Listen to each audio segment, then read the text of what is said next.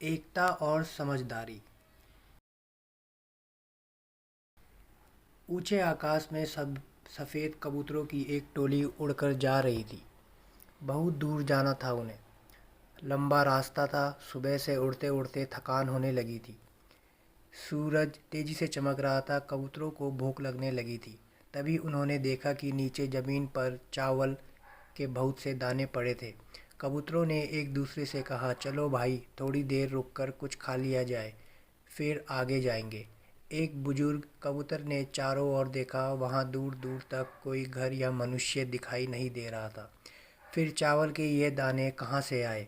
बुजुर्ग कबूतर ने बाकी कबूतरों को समझाया, मुझे लगता है कि यहाँ कुछ गड़बड़ है, तुम लोग नीचे मत उतरो। लेकिन किसी ने भी उसकी बात नहीं सुनी। सभी कबूतर तेज़ी से उतरे, दाना चुगने लगे। इतने बढ़िया दाने बहुत दिनों के बाद खाने को मिले थे। वे बहुत खुश थे। जब सभी ने भरपेट खा लिया तो बोले, चलो भाई, अब आगे चला जाए। लेकिन यह क्या? जब उन्होंने उड़ने की कोशिश की तो उड़ ही नहीं पाए। दोनों के साथ साथ वहाँ एक चीड़ी मार का जाल भी था, जिसमें उनके पाँव फंस गए थे। उन्हें अपनी गलती पर पछतावा हुआ। बूढ़ा कबूतर पेड़ पर बैठकर सब देख रहा था। उसने जब अपने साथियों को मुसीबत में देखा तो फौरन उड़ा और चारों ओर देखा। दूर से उसे चिड़ी मार आता दिखाई दिया।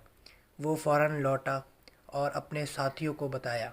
सब वहाँ से निकलने का उपाय सोचने लगे। तब बूढ़े कबूतर ने कहा, दोस्तों, एकता में बड़ी शक्ति होती है।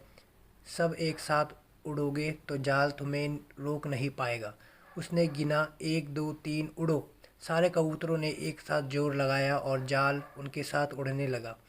जब तक चिड़ी मार वहाँ पहुँचा तब तक जाल काफ़ी ऊपर उड़ चुका था। वो देखता ही रह गया और कबूतर जाल लेकर उड़ गए। बूढ़ा कबूतर सबसे आगे उड़ रहा था। काफ़ी देर उड़ने के बाद वे नीचे उतरे। वहाँ कबूतरों के दोस्त चूहे रहते थे। चूहों ने अपने तेज दांतों से जाल काट दिया।